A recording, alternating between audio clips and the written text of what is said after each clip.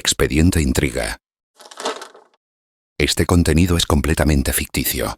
Cualquier parecido con personas, lugares o eventos reales es pura coincidencia. Bienvenidos a una nueva entrega del podcast de Expediente Intriga. Hoy nos adentramos aún más en el misterio que rodea la desaparición de Marina Gutiérrez. Las pistas se multiplican, los secretos salen a la luz y cada respuesta parece abrir una nueva incógnita. Prepárate para descubrir los giros inesperados y las verdades ocultas tras las huellas del acosador.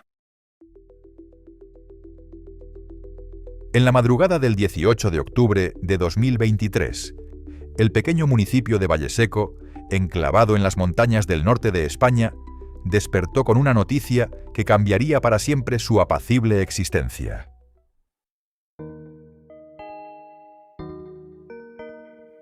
Marina Gutiérrez, profesora de instituto de 34 años, no había acudido a impartir sus clases por segundo día consecutivo. Algo inusual en una mujer descrita por sus compañeros como metódica y responsable. La última persona que la vio con vida fue su vecina, Elena Méndez, quien se cruzó con ella el domingo por la tarde cuando Marina regresaba de hacer la compra en el supermercado local.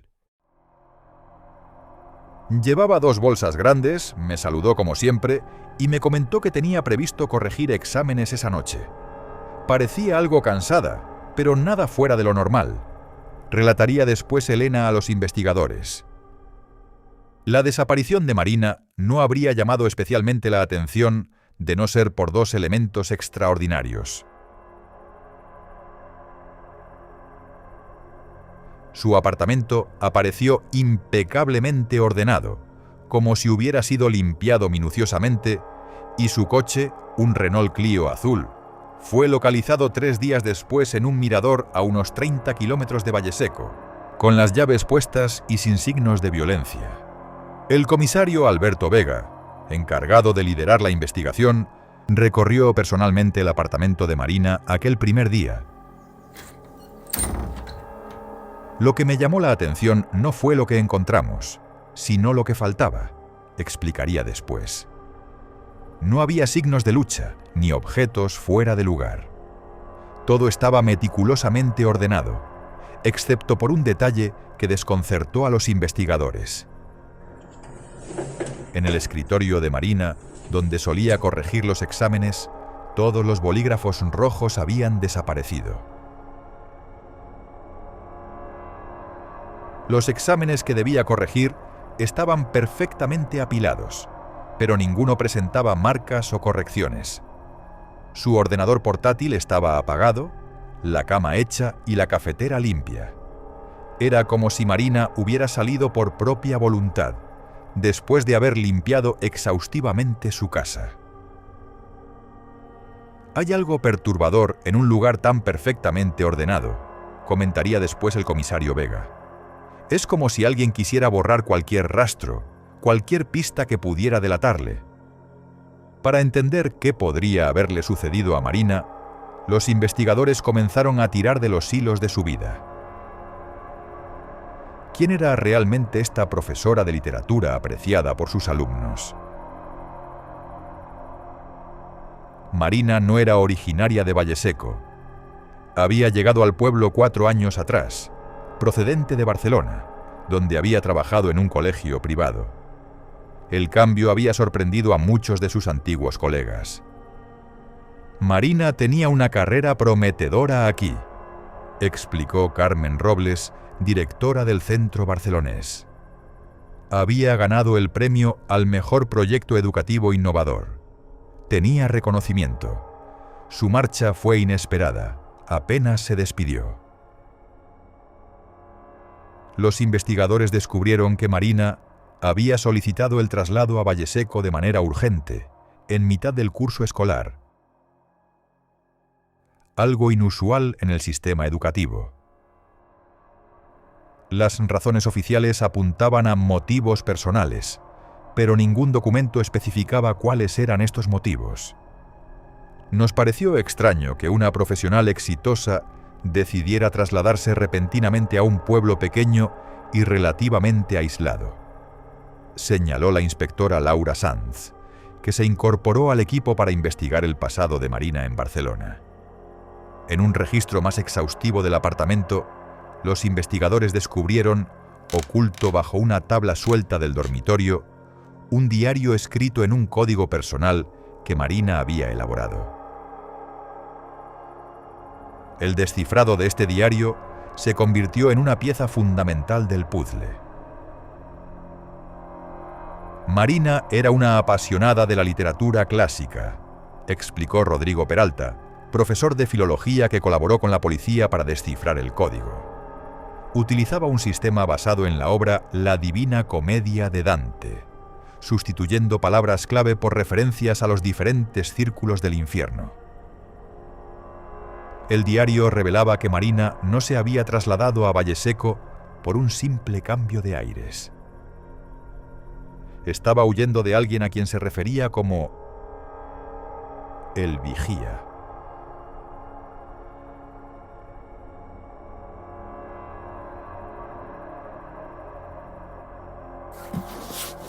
Las entradas del diario describían un acoso sistemático que había comenzado aproximadamente 6 meses antes de su traslado a Valleseco.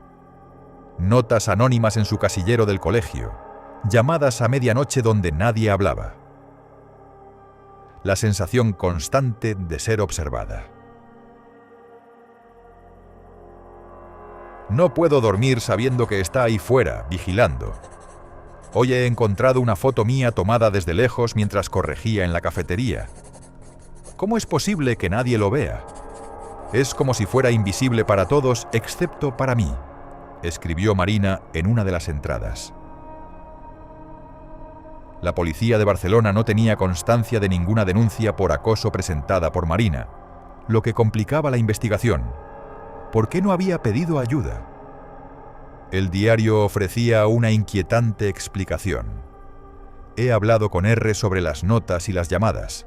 Dice que estoy exagerando, que probablemente sea algún alumno gastando una broma. No me cree. Nadie me cree. Empiezo a dudar de mí misma. Estaré imaginándolo todo. Mientras la investigación en Barcelona avanzaba, en Valleseco surgían nuevas pistas.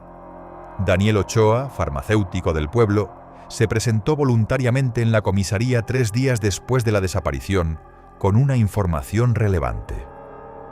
Marina venía cada mes a comprar el mismo medicamento, Lorazepam. Lo necesitaba para dormir, según me comentó. Pero hace aproximadamente 2 meses empezó a venir con mayor frecuencia. Estaba nerviosa. Me dijo que sentía que él la había encontrado.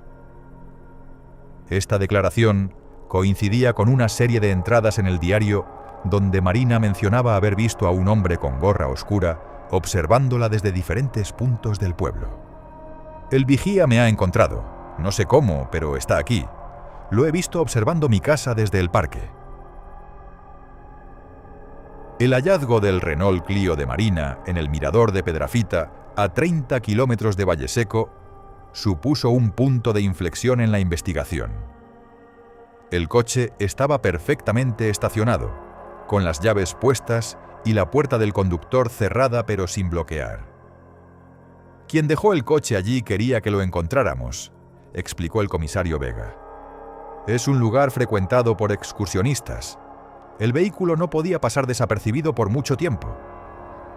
El análisis forense del interior del coche reveló algo desconcertante. Pequeñas manchas de sangre en el asiento del copiloto. No eran visibles a simple vista, pero la prueba del luminol reveló su presencia.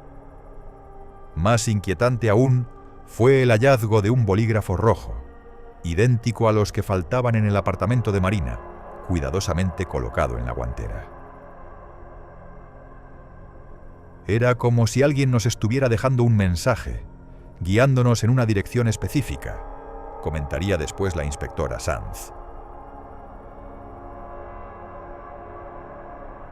El mirador de Pedrafita no contaba con cámaras de seguridad, pero los investigadores rastrearon meticulosamente todas las grabaciones de las gasolineras y establecimientos en la ruta desde Valleseco hasta el Mirador.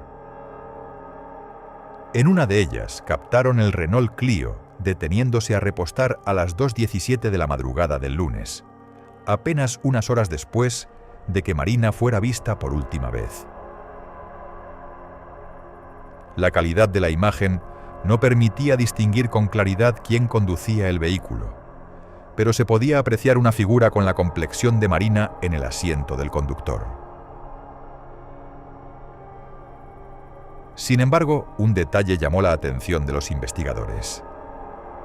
La persona llevaba guantes oscuros, algo inusual considerando que la temperatura esa noche era templada. A medida que la investigación avanzaba, los análisis de los registros telefónicos de Marina proporcionaron una nueva pista. Su teléfono móvil, que no había sido encontrado ni en su apartamento ni en el coche, había estado activo hasta las 4:23 de la madrugada del lunes, momento en que se apagó en las proximidades de un parque natural cerca del Mirador. Un equipo de búsqueda rastreó la zona y tras 2 días de intenso trabajo, localizaron el teléfono en el fondo de un pequeño arroyo. Aunque el agua había dañado parcialmente el dispositivo, los técnicos forenses lograron recuperar parte de su contenido, incluido un mensaje de texto enviado a las 4:19 a un número desconocido. Lo sé todo. Tengo pruebas. Nos vemos donde acordamos. Este mensaje planteaba nuevas preguntas. ¿A quién iba dirigido? ¿Qué pruebas tenía Marina? ¿Estaba siendo amenazada o era ella quien amenazaba a alguien más?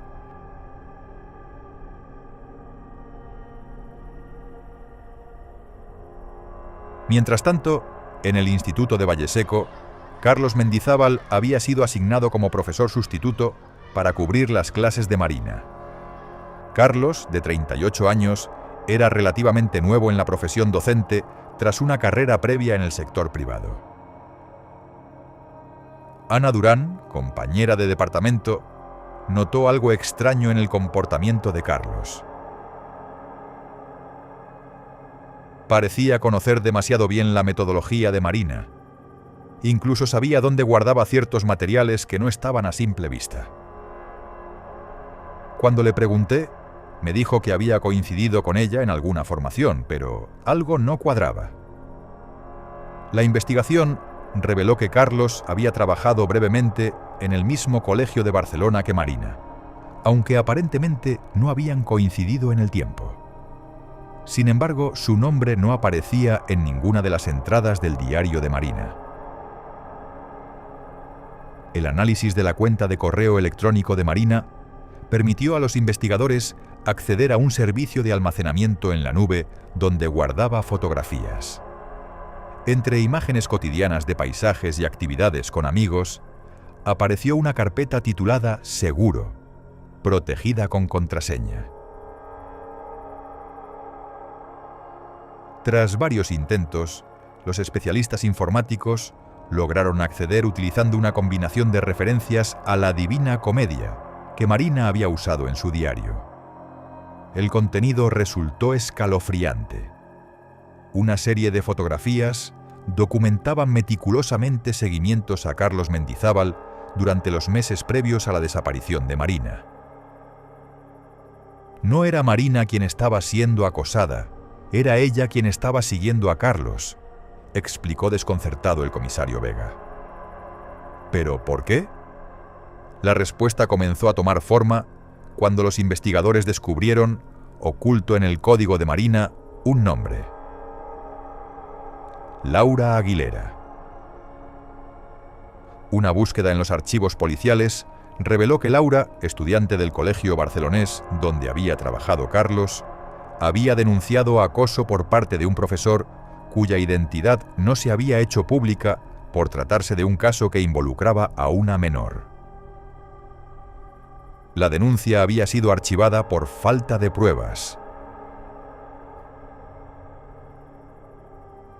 Siguiendo la ruta marcada por la última señal del teléfono de Marina, los investigadores intensificaron la búsqueda en el parque natural. En una zona boscosa de difícil acceso, uno de los perros policía detectó algo enterrado a poca profundidad. No eran restos humanos, como temían inicialmente, sino una caja estanca que contenía un pendrive y varias cartas manuscritas, firmadas por Carlos y dirigidas a estudiantes. Las cartas, escritas en un tono inapropiadamente íntimo, constituían una evidencia contundente del comportamiento inadecuado de Carlos hacia sus alumnas. El pendrive contenía un documento detallado donde Marina exponía sus sospechas sobre Carlos y cómo había estado reuniendo pruebas desde Barcelona, cuando una estudiante le había confiado sentirse incómoda con la atención que le prestaba aquel profesor. Con estas evidencias, los investigadores decidieron interrogar formalmente a Carlos Mendizábal. Durante 3 horas, el profesor mantuvo su inocencia, afirmando no tener ninguna relación con la desaparición de Marina. Apenas la conocía. Coincidimos brevemente en Barcelona, pero ni siquiera trabajamos juntos. No entiendo por qué me estaría siguiendo, declaró. El giro definitivo llegó cuando los investigadores presentaron los resultados del análisis de ADN de las manchas de sangre encontradas en el coche de Marina. Pertenecían a Carlos. Acorralado por la evidencia, Carlos finalmente confesó. Según su relato, había descubierto que Marina lo estaba investigando y la confrontó en su apartamento aquella noche de domingo. La discusión escaló y en un momento de furia la golpeó con fuerza.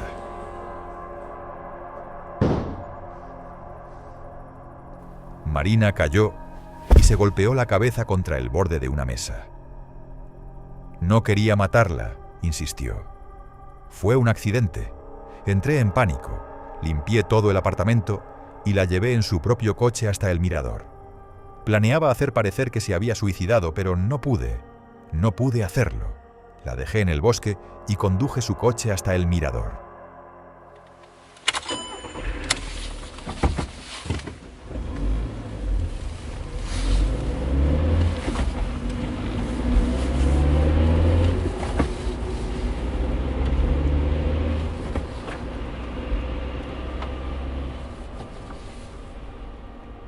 Gracias a la confesión de Carlos, los investigadores pudieron localizar el cuerpo de Marina, oculto bajo un montón de hojas y ramas en una zona apartada del parque natural.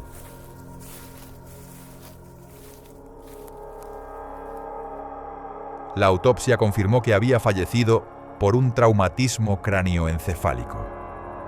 Carlos Mendizábal fue acusado de homicidio y obstrucción a la justicia.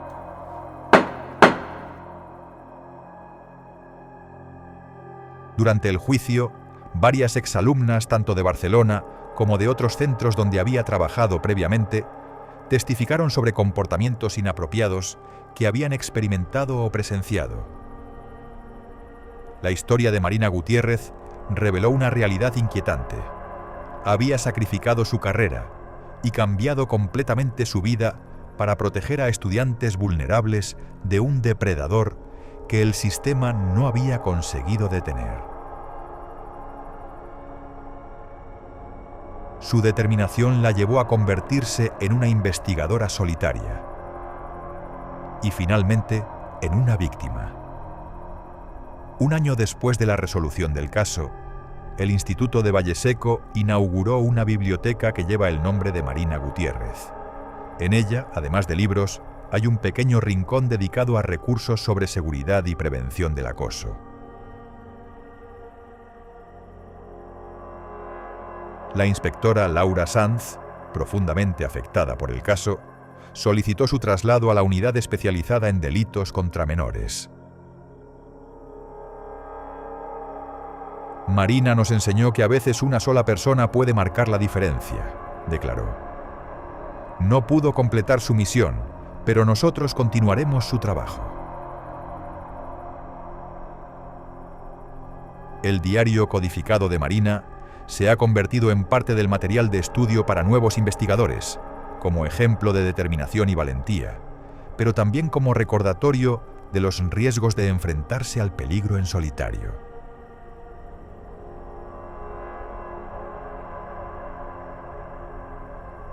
En ocasiones, las personas más ordinarias esconden las historias más extraordinarias, reflexionó el comisario Vega en la última entrevista sobre el caso. Marina era una profesora de literatura que se convirtió en detective por necesidad, porque vio algo que nadie más estaba viendo. Su historia nos recuerda que todos tenemos la capacidad de marcar la diferencia, pero también que nadie debería tener que luchar solo contra la injusticia. Este caso nos plantea preguntas incómodas sobre los límites de nuestros sistemas de protección.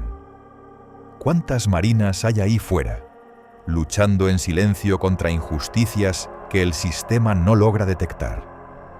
¿Cuántas veces la línea entre víctima y vigilante se difumina en la búsqueda desesperada de justicia? Marina Gutiérrez no buscaba convertirse en heroína ni en mártir. Solo quería proteger a quienes estaban en situación de vulnerabilidad. Su legado nos recuerda que la verdadera justicia a veces requiere valor para mirar donde otros apartan la vista, pero también nos advierte del peligro de enfrentarse al mal sin el respaldo adecuado. Las sombras ocultan muchas verdades, pero también esconden a quienes, como Marina, se atreven a iluminarlas.